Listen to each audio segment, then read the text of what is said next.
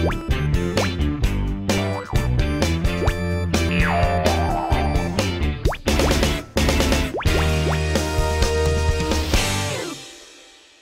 and welcome to another episode of CYC Youth Chat.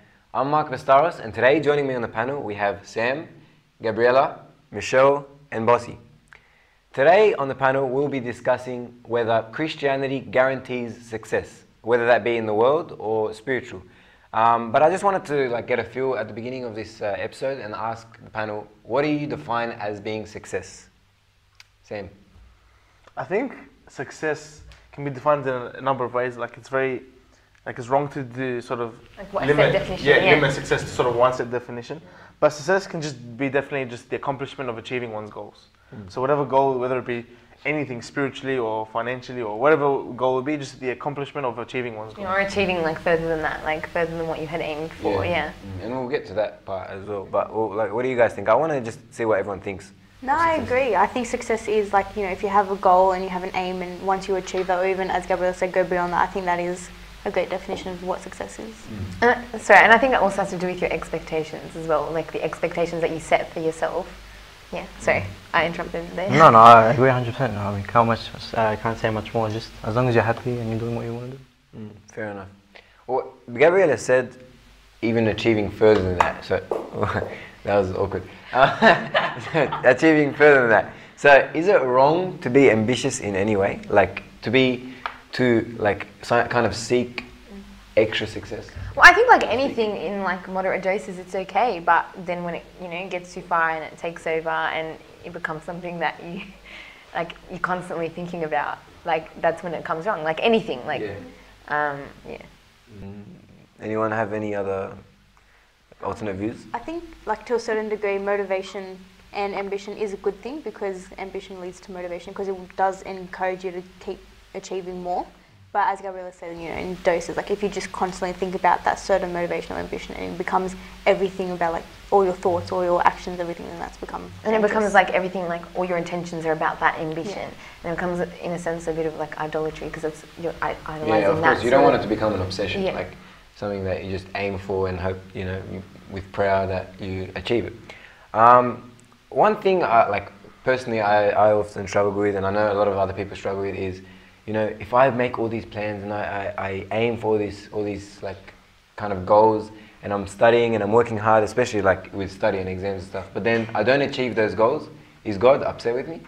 Have I failed God, or I think sometimes we always look to God and we think it's something that oh God, why are you doing this to me? Why are you leaving me in the dark? Or why? Because we can only see that kind of snippet of our life, and that's everything to us at that point in time.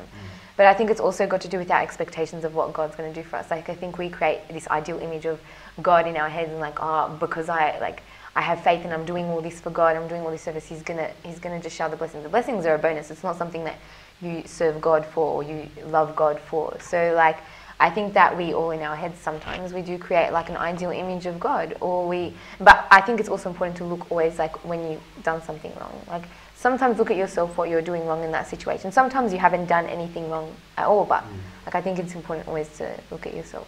I think when it comes to something bad happening in our lives, we tend to focus on the negative, but we always tend to forget, everything does happen for a reason. God allows us to go through things for a purpose according to His will. So even if it's something negative, although we won't be able to say it at that point, the bigger picture is God's doing it for a purpose.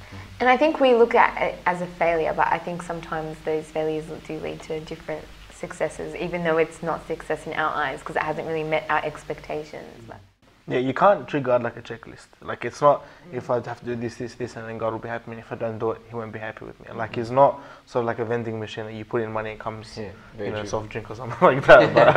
But, you have to understand. I always get those soft drinks. But I think you have to understand it's just a process of you giving Him, it's a relationship of love. So, depending on what goals and what achievement you set for Him, at the end of the day, if you can tell yourself that I love God, and that's, shown through my actions and shown through how much I love for Him, and that, I think God's going to be happy either way. Bossy, what do you reckon? I don't know. If it's a relationship of love, for example, I really want this job. I don't know. And then, like you said, I've been working hard in my previous job, and everything goes well, and then all of a sudden I get rejected. I don't know, that would be pretty hard for me to take. I mean, I'm following God, you know, I go to church every week, even I serve during the week as well. That's pretty hard to take. What do you think? I don't know. Yeah, I think we've all said like about like the right things, but we've completely ignored prayer, like the aspect of prayer.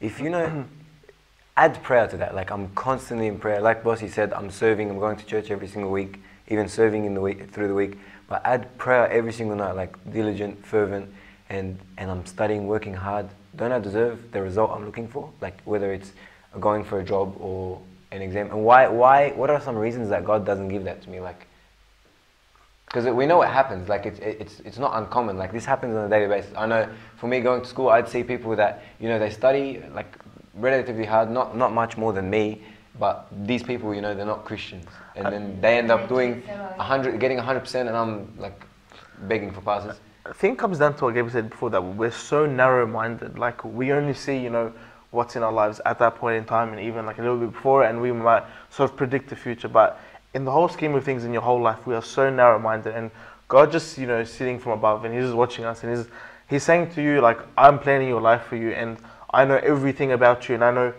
everything there is to know about you. So like the plan, we have to have faith that the plan that God has for us is the best possible plan that could ever come. Full stop. That's the end of the story. So we have to understand that, like, it's like us praying to God. It's like a laser just going straight up to heaven. Like we have to understand that we have that direct line with God. Yeah, He's always going to be there for us. Yeah. No, I think like also we not only we keep praying for something in the back of my mind, like, oh, but God, it's your will, but I really, really, really want this, or I really, really want to achieve this. And you still, like, I'm praying, I'm doing all this, but it's sort of tempting God. You're like, oh, I'm praying here, I'm spending my time with you, now, come on, pay up, kind of thing.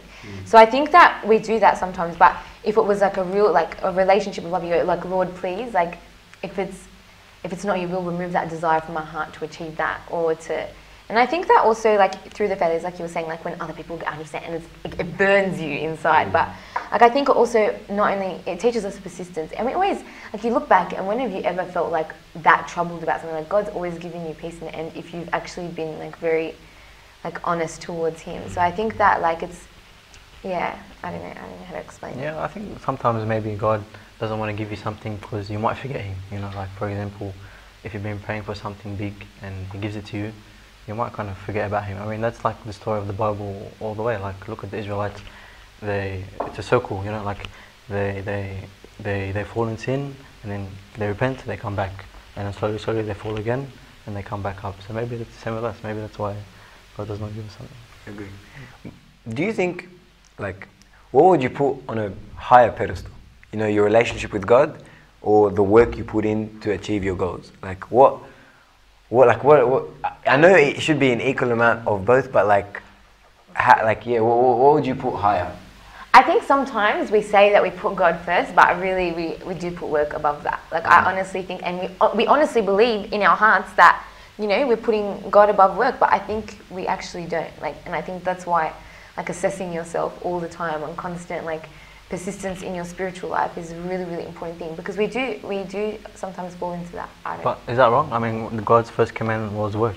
So what's the problem? But love God with all your heart and all your mind and all your soul, like, also is one of that's the like. But also in some of His major miracles, God actually asked His disciples to do work before the miracle happened. Like the raising of Lazarus, He asked them to move the stone.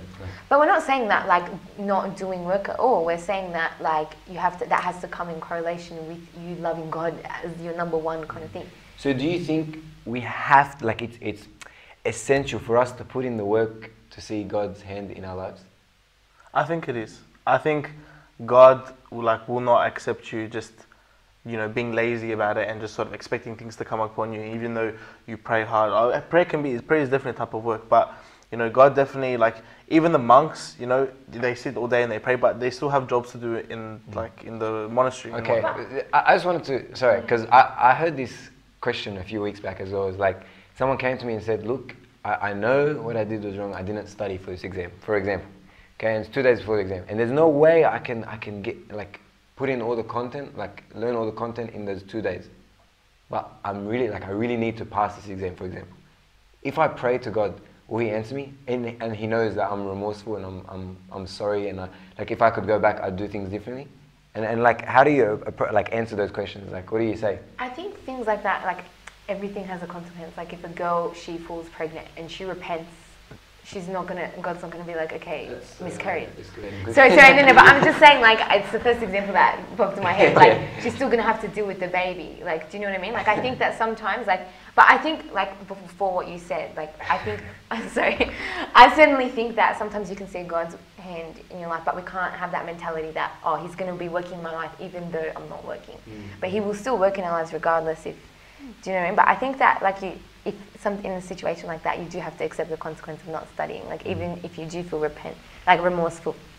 Sorry, so my sentence, but Sure. I completely agree. Like, you know, although you do repent and you do feel remorse and you know you should have done things differently, if you pray to God but still do nothing, then where's the blessing? You still need to put that effort in as well. And God will, like, of course He will bless you because you're His child. He's going to listen to your prayer and help you as much as He can. But you still need to put in the effort, I think. Like, you know, just even like the effort of getting down on your knees and praying is some form of effort. But when it comes to things like studying and all that, you know, put in something, because you can't just sit back and go, oh, okay, God's going to bless me, I'm going to get A's. You know, you need to put in some form of effort. What are the reasons for God giving us success? Like, say this person ends up sitting their exam after praying a long time and he tops the class, like something crazy like that. Something like he came out of the exam, I think I failed, and then, you know, this happens a lot. Like there's all those crazy stories, like, oh, I should have failed, I failed, but then the result came out and I got, like, I don't know, A or something, like Michelle. Like, why does God do that? Well, what's the reason for it? Is this stuff important in our lives? Like, is success important in our lives? I think it's something that in some ways brings us closer to God. Like when you realize that you've achieved something that you thought was completely unachievable. You have that newfound, like, it's such an amazing thing. Like you have this newfound love for God. Like even like it's a refreshing thing. Like when God rewards you for something like that. Like and I think like we're still His children. He still loves us with all His heart. Like He wants to give us. He wants us to be happy. He wants us to, and I don't know. But see, that's the thing. Like you always have to attribute it back to God. Yeah, because I've seen so many people who have stressed over exams and haven't studied and prayed and ended up doing well. But they still didn't recognize that it was God's hand in that, not, you know. So it's always, and especially when it comes to success, you know, we always, no matter what you're doing, whether you're trying to get a job, whether you ace an exam, no matter what you do, you're doing it to glorify God in the end. So it's always important to thank God for everything that He's given you. Yeah, because at the end of the day, the hand of the Lord is working so much more strongly and more powerfully than our own work. Like it says, I think in Psalms 127. It says, unless the Lord builds the house, they labor in vain who build it. And also, like, we know, like, the little work of the little boy in the story of the 5 loaves and the 2 fish. You know, all he did was provide him 5 loaves and 2 fish. He gave him what he had. And then what did the Lord do with it? He fed 5,000 men. And that's not including the women and the children that were around. So the hand of the Lord is so much more, like, powerful in our lives. But, Bossy, you looked like you had something to say about the last point. No. I was just going to say something that I found really beautiful. Like I remember once where I was really, really stressing for my English exam, and I was sitting with my English tutor, and I was like, there's no way I can do this, like, you know. And he was like, you know what, like you have to remember this verse in Proverbs. It says, like, the king's heart is in the hand of the Lord. Like you may put in this much effort, and it may be the wrong type of effort. You may have done the wrong study, wrong everything, but at the end of the day, the king's heart is in the hand of the Lord, like the marker's hands or the job interviewer's hands, or all that is in the hands of the Lord. So if God wants to give you that, He will, or if it's right for you and it's part of His plan for you, He will give it to you, because it's All right, I think we've covered a lot in this first part of the show. When we come back, hopefully we'll discuss examples from the Bible and other stories about success. So stick around.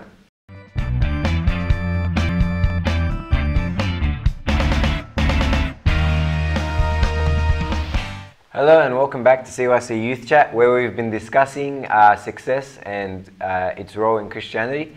And I just wanted to bring up a verse from Matthew 6, where it says, Jesus Christ was saying in the Sermon on the Mount, He said, "Look at the birds of the air, for they neither sow nor reap nor gather into barns, yet your heavenly Father feeds them. Are you not of more value than they? Which of you by worrying can add 1 cubit to his stature?" So what I wanted to ask you guys, if you guys didn't pick up on the question, do we have to work?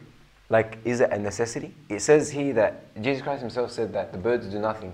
They like go around, they fly around, do nothing, and they don't sow nor reap, but yet he still feeds them, still takes care of them. But I think you've taken it a bit out of context there. Like, I feel like we're just sorry. Explain yourself. Like you can't, like he was talking about like not to worry if you have done those things and like you know you're in stress because you can't like look after your family or things like I don't know. But like he was saying, do not worry because I clothe the birds of the air. Yeah, and they do nothing. That's like I'm very unbiased towards it. Like, I just want to see like get a feel of what the panel thinks. Like, yeah, I agree. I mean, look, like there's the parable of the talents. Someone was given 5 talents, the other like less talents, and the other one 1 talent. And they were told to make more talents. So the one that had 5 talents made 5 more. So they had to work, obviously.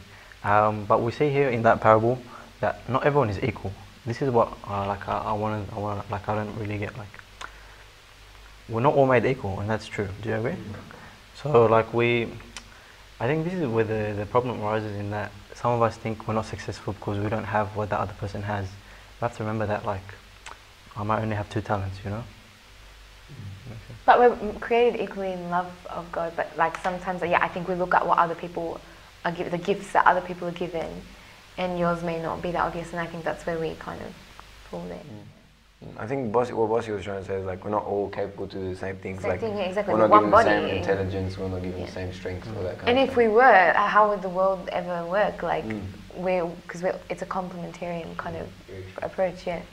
And also, sorry, with that parable, like you find that the parable, like you're not trying to work for yourself. You're working for the master, which is God.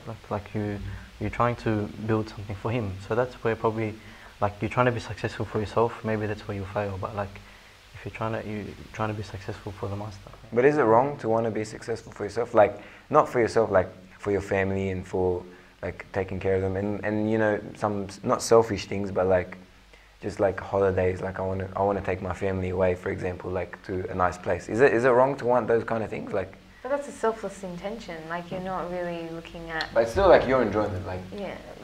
It's not wrong to enjoy. Yeah, exactly. God created these things for us to enjoy. Like.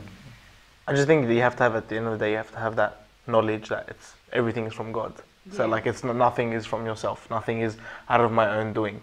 You know, everything has been given by the Father. You know, by His love, and then you have to accept that. So you know, there's nothing wrong with enjoying stuff. Nothing wrong in going out on a holiday and whatnot. But as you're going out on the holiday, or as you're on the holiday, just always acknowledge God. And I think that's just the important part. Don't think it's through my own work, or don't think I worked hard for this holiday. I deserve this holiday. No, God gave you this holiday because of His love for you, and you have to be appreciative of it. Well, that's true. Sorry, like you're doing it for others. Like the verse says, let it be for the edification of the church that you seek to excel. So it's not wrong to, as long as you do whatever you're doing it for others. Yeah. So do you think, like if I live a successful life, it's all because, like Sam said, it's because of God. It's because of what God gave me. So like. What are the reasons? Like, why does God give you success in the first place? Because He loves us. But why? So and also through that. Then doesn't that like put some people down? Like, if like this person's so successful, they're in the church, they're a servant. I can see them, they're a servant. They deserve all they've got, got. Like, am I not praying to God in the right way? Am I not serving the right way? But you got to remember that not all success is going to be earthly success. Like you're building up treasures in heaven. It's not going to be stuff that you like. It's not going to be all about. Like some people, like they can fail miserably. So say for example, like I know that a lot of people who they failed at everything all their life. They struggled to provide for their family. They weren't very bright in the first place. They weren't, and like up to their last breath, like they were really, really struggling to leave things for their family. But like how many more, like through that struggle, God would have like rewarded him tenfold in heaven because he stuck to that faith and he persisted through that, and through that he loved God. So I think that it's important not to attribute everything to like all the blessings are going to be earthly blessings. It's not. It could be a spiritual fruit that you attain. It could be like you know what I mean. So and Jesus said in that same sermon that we spoke of before, He says, "Lay up your treasures in heaven, for where your treasures are, there your heart will be also." So I think we should aim for heaven, and then like anything that we're given in the world is just extra grace from God. Exactly, and I think like that comes with seeking God with the whole heart. Like I think a lot of us, we don't seek God with the whole heart, and whether it be ambitions getting in the way of that, or other things like that. Like I think that's something that I've learned recently a lot about, is seeking God with all your mind and all your heart. And like Mark said, like those blessings are just additional blessings. And who are you to sort of question God? Like, who are you to say, why does he get more blessings and why don't I get, like, what position are you in all your insignificance to question God the Almighty? Sorry, man. like it's ridiculous. People say, oh, God should give me this and God should give me that. You should be grateful for what God gives you. Like, regardless of if it's this small or this big, because God has given it out of his love. And back again, he has the whole picture in front of you. It was like Job when he said, the Lord gives and the Lord takes away. Blessed be the name of the Lord. So he was very aware that, everything that he's got before was from God. And the fact that it was taken away, it's just going back to the beginning of And even when Pontius Pilate, when he was in front of Jesus, and Pontius Pilate said, I have the power to crucify you. And Jesus said to him, you would have no power unless it was given to you from above. Like, that was exactly, like, Pontius had no power. Yeah. Even, not Pontius, not myself, not anyone here on this table, we have no power, unless it was given to us from above. So it's all from God. Of course. And we have to remember that everyone is unique, so God will only give us according to like our measure. Like, obviously he won't bless me the same way that he'll bless any of you, because we're all different, we all require different things, and God loves us in such a way that he knows our individual needs. So regardless of whether success would be a house to one person, but another person's success would be overcoming an illness or something like that. Although we see the lows in our life, we always need to see the blessings that come out of it as well. Of course, everyone has different ambition. Yeah, I think I read somewhere, might be blaspheming here, but like one of the church Please prepare the cut. like one of the church fathers said, like, we're not all equal. Like, are you going to really compare yourself to like Pope Carlos or like one of the great saints? But your cup will always be filled, like full. Like, even though your cups may be of different, like, one may be like wider than the other, one may be taller, like things like that. But your cups are always going to be full. And like through what you achieve or what you persist through with Christ, like, God's always going to fill that cup for you. You're always going to feel that satisfaction. God's always going to fill that gap in your heart. Like, so it's always going to, I think that's important to keep in mind. So let's talk about some examples from the Bible, like some people who found success by walking with Christ. And I know the most obvious one, the most common one that everyone hears, it says in Genesis, and the Lord was with Joseph and he was a successful man. So like we know like the story of Joseph, Joseph went, like he always did his job, his father told him go out and work in the fields, and his brothers took him and put him in the well and then sold him to the Egyptians, and it just seemed like his life, every time something just started to go good, everything started to go down. But at the end, what happened, he became second to Pharaoh in all of Egypt, one of the most powerful men, because he was always very honest and he was very faithful to the Lord. So like, I don't know, do you guys have anyone that you like personally from the Bible? One of my favorites is Esther. She was chosen by God to help save the Jews, and initially she didn't want to do anything. She was scared because it required her to approach the king unannounced, and that was, a law, once it was broken, was deserving of death. And she didn't want to do anything, and yet, by going according to the law, she told all the Jews to fast for 3 days and to pray. And by doing that and walking with God, she was able to save them. And like through that, you can see that, although initially she felt that she couldn't do it, although she wanted to, she felt she couldn't. As soon as she decided to turn to God and ask for his help, she was able to. She was able to succeed. Yeah. So yeah. Was he?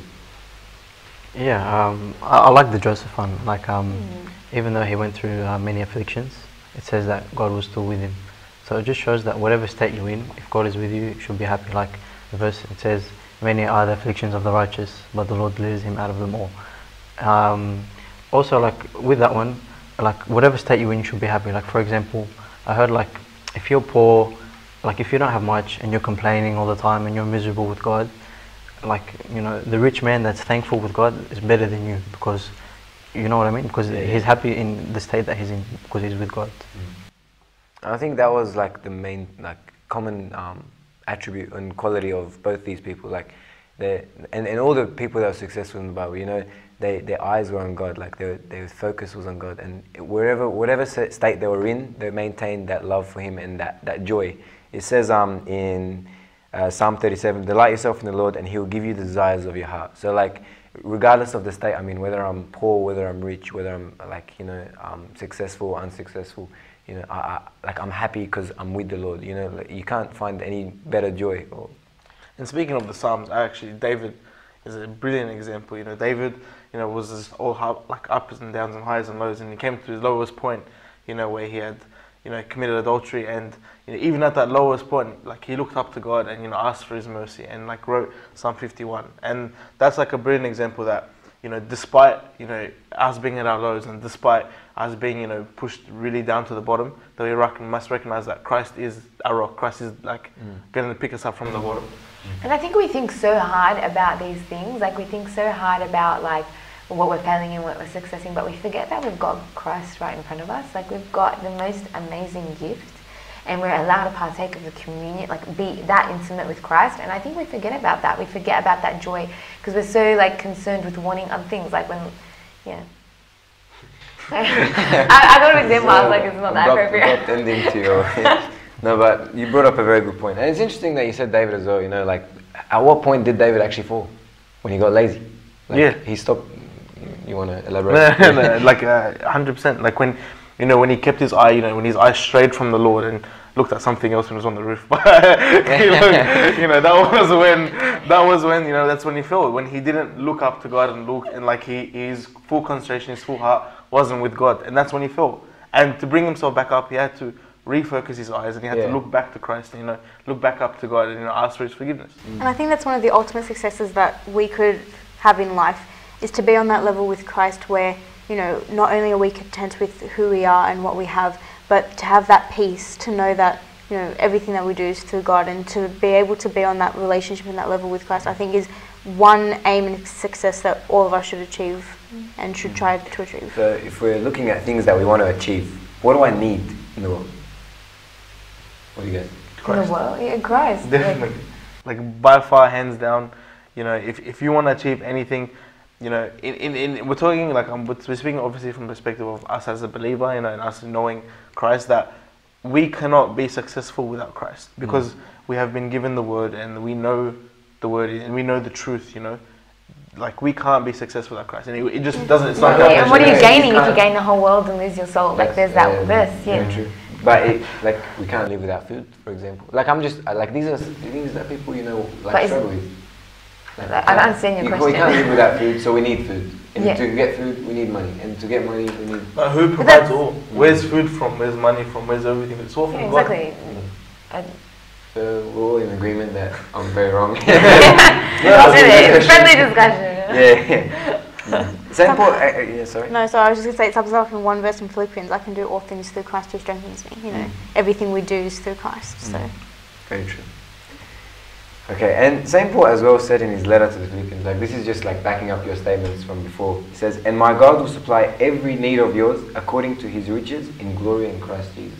So, like you guys said, the only thing that we need in this earth is Christ Himself, and like if we put all our focus on Him, then He will provide for us. And I think, like, of course, we have to be very honest in our work as well. Though. That's another very common factor with that all the people in the Bible that were successful. You know, they were very faithful in all their work, like Esther, like Joseph. They never strayed, regardless of what happened in their lives. Especially like Job. I love Job. Like he lost everything that he worked very hard for, and at the end, God provided him 10 times what he had initially, because he was very righteous and stayed in uprightness with Christ. Did you have something to say?